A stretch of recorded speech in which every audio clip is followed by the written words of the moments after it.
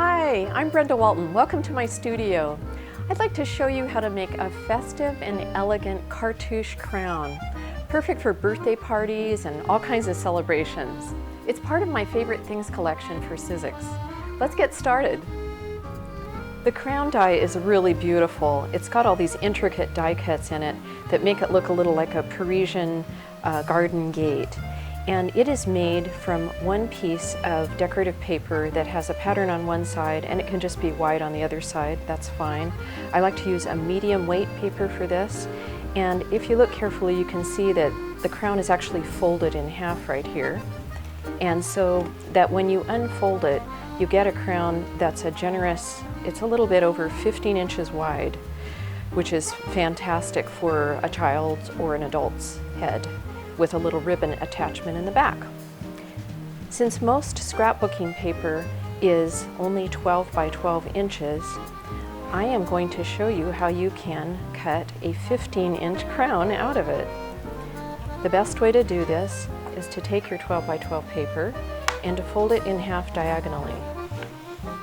You can just give it a soft fold along the edge and then bring that folded edge up to where you see that there's no blade on the die.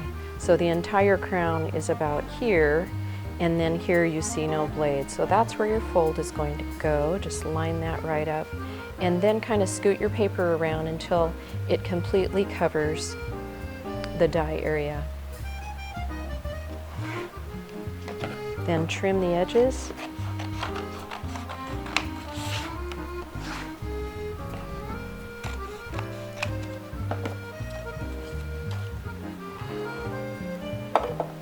Then make your sandwich.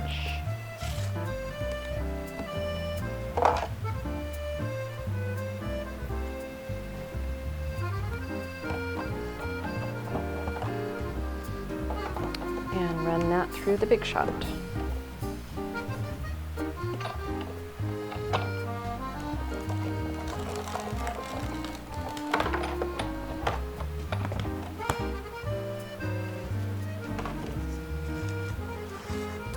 And there you have a beautiful, intricately cut crown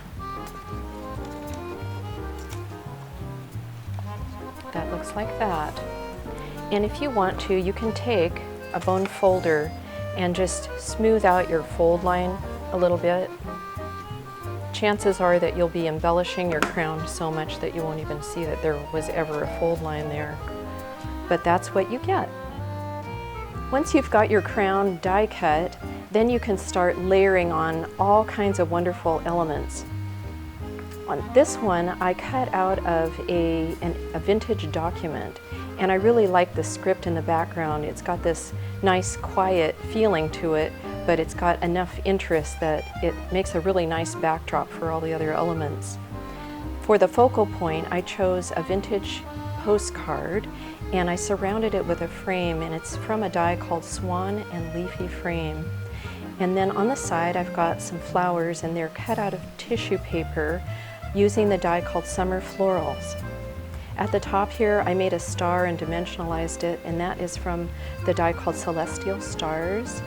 And then I've put in some other elements like a vintage velvet leaf and a little pearl flower, some pearl buttons at the bottom that are on top of an iridescent border, a little velvet bow, a gem, and some other little sequin things. And then also on the sides, I've added some seam binding ribbon, about 8 inches of it, and that gives you enough so that you can tie a really nice bow at the back of the crown and fit it onto just about any size of head.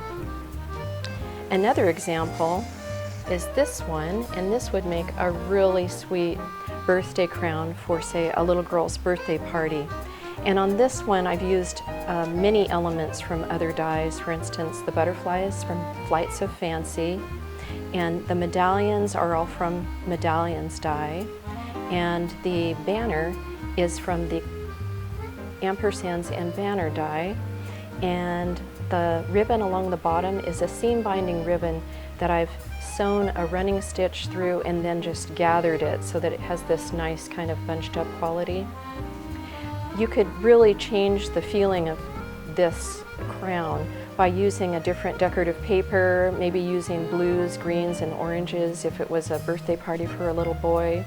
And it would be really fun to make a whole bunch of crown, just cut out the crowns themselves, and for a party you could put a bunch of embellishments in the middle of the table and let the children decorate the crowns themselves. I think you'll have a lot of fun with this.